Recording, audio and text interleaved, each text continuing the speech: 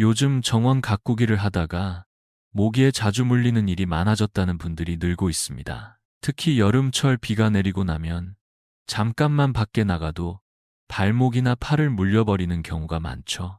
저 역시 몇 년 전부터 그런 불편을 자주 겪게 되었습니다. 처음에는 시중에서 파는 모기 기피제를 뿌리며 버텼지만 어느 여름엔 그 약 때문에 피부가 빨갛게 부어오르고 따갑기까지 했습니다. 피부과에서는 나이가 들수록 피부가 민감해지기 때문에 화학 성분에 예민하게 반응할 수 있다고 하더군요. 그 말을 들은 뒤로는 가급적 약에 의존하지 않고 모기를 멀리하는 방법을 찾기 시작했습니다. 무엇보다 손자와 함께 텃밭을 돌보는 시간이 소중했기 때문에 혹시라도 아이에게 자극적인 성분이 닿을까 걱정도 됐습니다.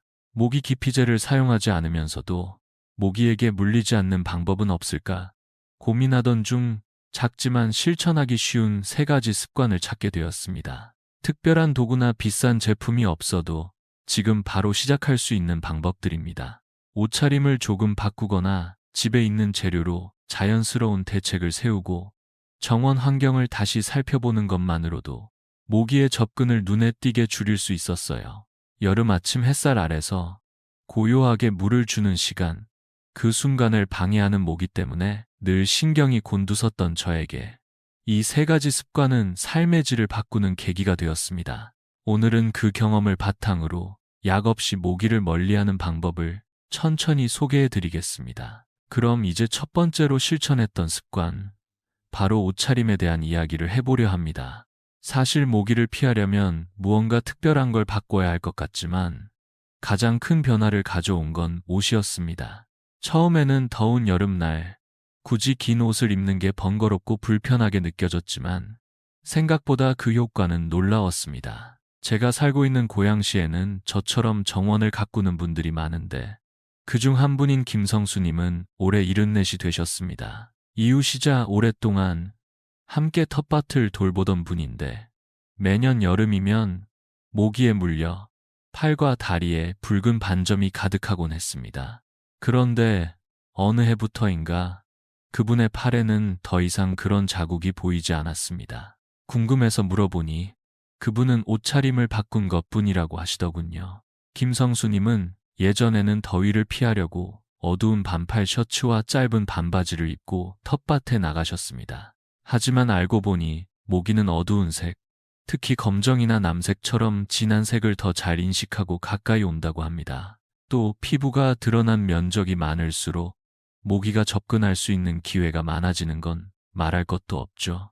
그래서 그는 흰색이나 연한 회색 같은 밝은 색의 긴팔 셔츠와 긴 바지를 입기 시작했습니다. 그뿐만 아니라 몸에 딱 붙는 옷보다는 헐렁하고 통풍이 잘 되는 면 소재 옷을 선택해 땀이 차지 않도록 했습니다. 손에는 면장갑, 발에는 긴 양말과 고무장화를 신었고 머리에는 챙이 넓은 모자를 써서 얼굴과 목 뒤까지 햇빛과 모기를 함께 차단할 수 있도록 했습니다. 그 결과는 정말 뚜렷했습니다. 예전에는 하루에 몇 번씩 물리곤 했지만 옷차림을 바꾸고 난 후부터는 한여름에도 모기에 물리는 일이 눈에 띄게 줄어들었다고 하셨습니다. 저 역시 그 변화를 직접 보며 옷이 얼마나 큰 역할을 하는지 다시금 느낄 수 있었습니다. 특히 주의해야 할 점은 너무 몸에 딱 붙는 옷은 오히려 모기의 침이 옷을 뚫고 들어올 수 있다는 것입니다. 옷과 피부 사이에 약간의 공간이 있는 것만으로도 방어 효과는 훨씬 높아집니다. 그리고 요즘은 여름용 작업복도 많이 나오고 있어 보기에도 시원하고 착용감도 편한 제품을 쉽게 구할 수 있습니다.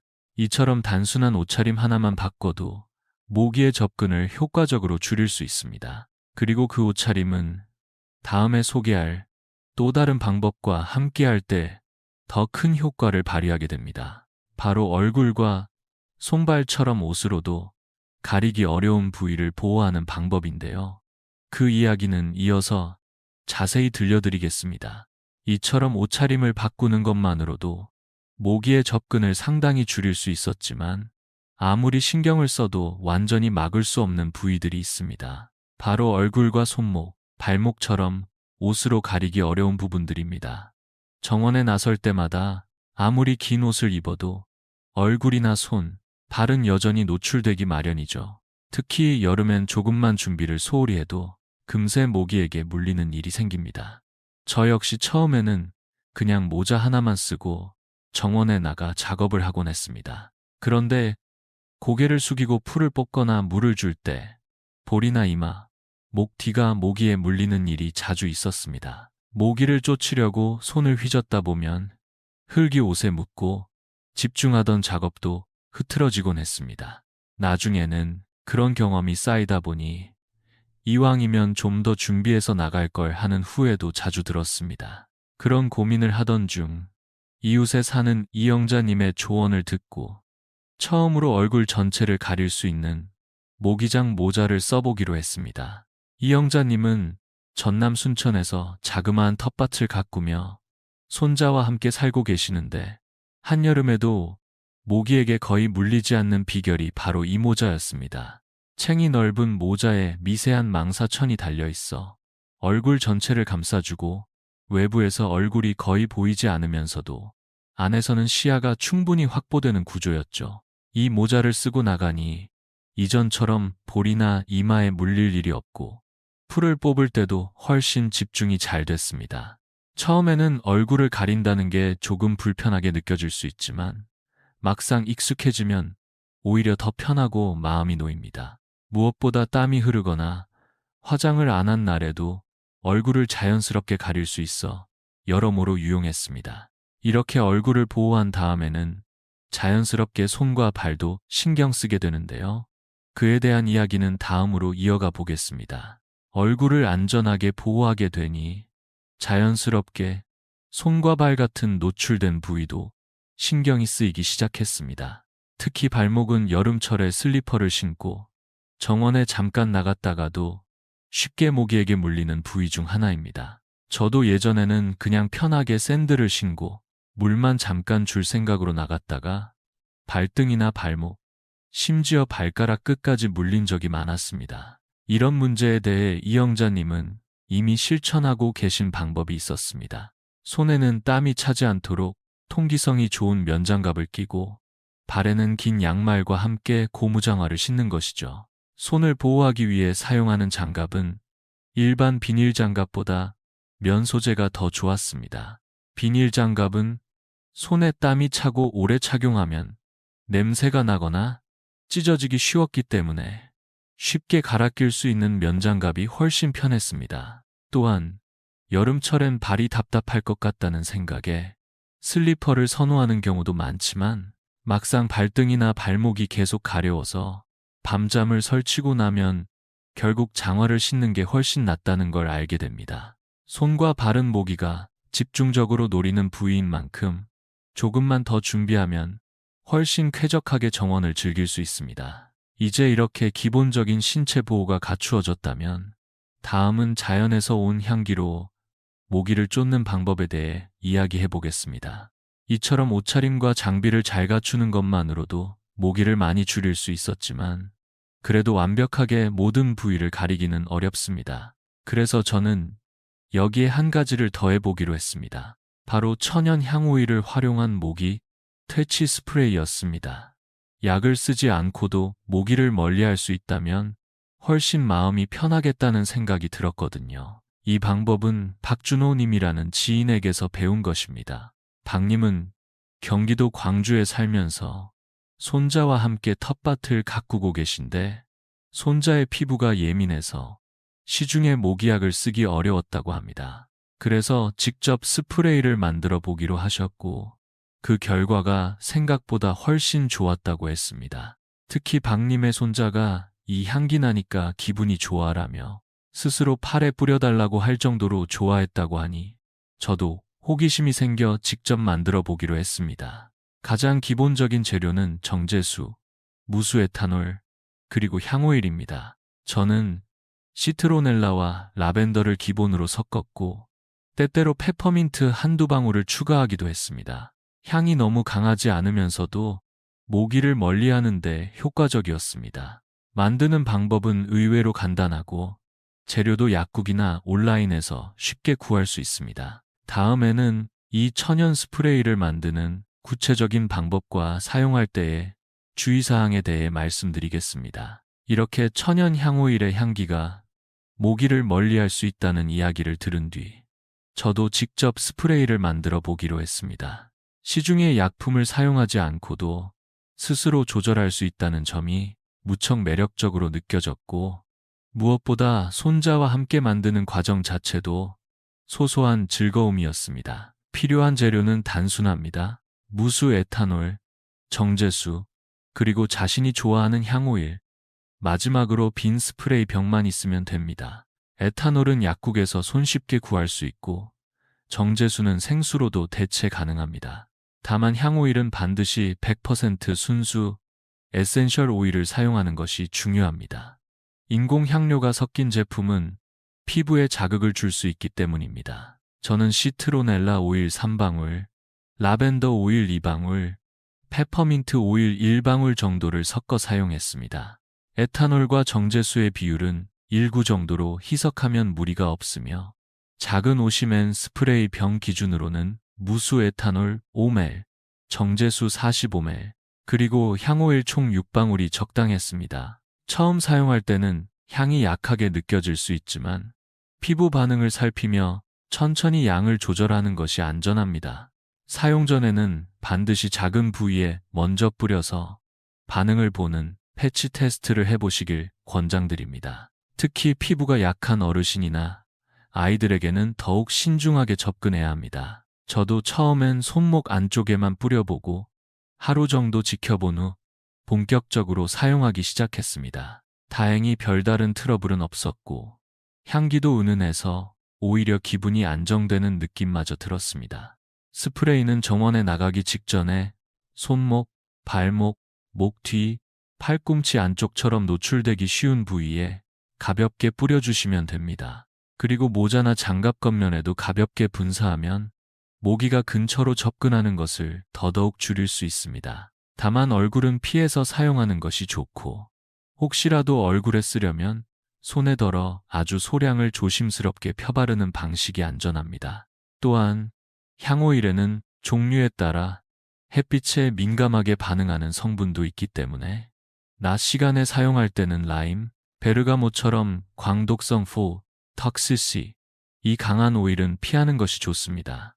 대신 라벤더나 시트로넬라, 유칼립투스처럼 피부 자극이 적은 오일을 선택하시면 무리가 없습니다.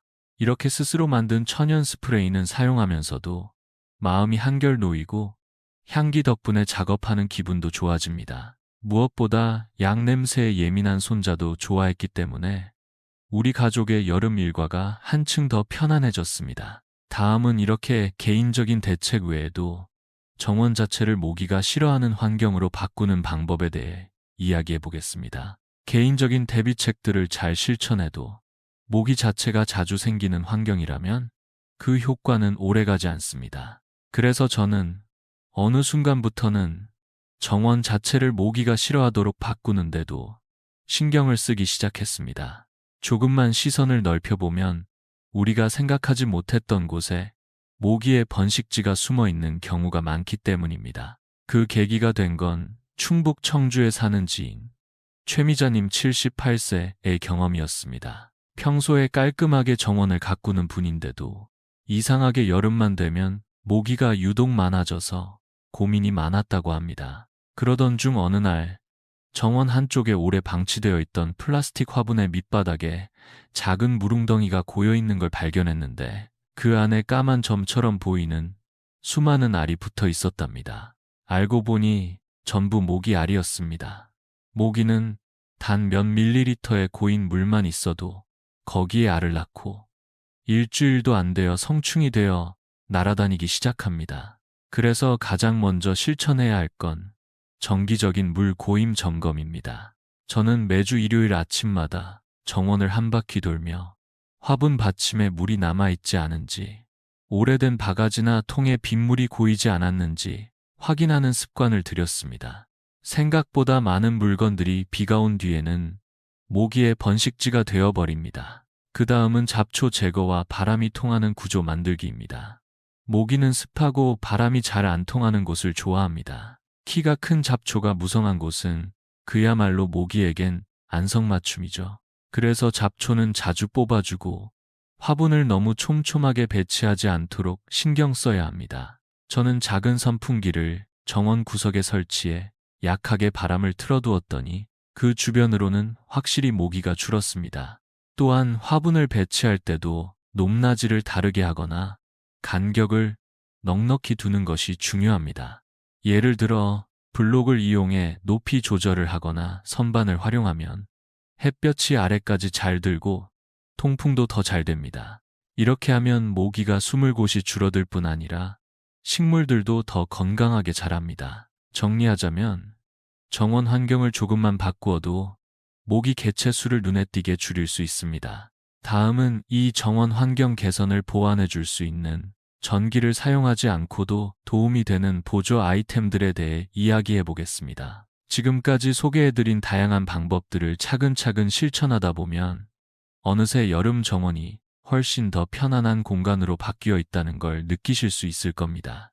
옷차림을 바꾸고 얼굴과 손발을 잘 가리고 천연 스프레이로 향기를 더하고 정원 환경까지 정리하면 모기의 수는 눈에 띄게 줄어듭니다. 그리고 여기에 향기나는 모기향이나 거리형 퇴치제 같은 간단한 보조 아이템을 함께 사용하면 훨씬 안정감 있게 여름을 보낼 수 있습니다. 하지만 이 모든 노력의 목적은 단순히 모기에 물리지 않기 위해서만은 아닙니다. 모기 한 마리에게 물리는 일이 그저 가벼운 가려움으로 끝나지 않을 수도 있다는 걸 저는 나이가 들수록 더 깊이 느끼게 되었습니다.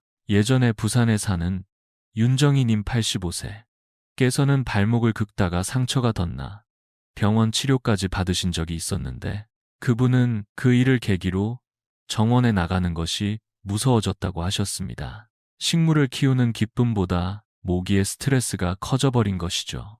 그렇기에 저는 이 작은 실천들이 단지 예방이 아닌 건강한 일상을 지키는 방법이라고 생각합니다. 매일 아침 물 주는 시간, 풀을 다듬는 시간, 손자와 함께 스프레이를 뿌리며 웃는 그 순간들, 이 모든 게 나를 돌보는 시간이자 삶을 풍요롭게 해주는 시간이 되었습니다. 부디 여러분의 여름 정원이 모기로부터 자유롭고 마음까지 평온해지는 공간이 되기를 진심으로 바랍니다.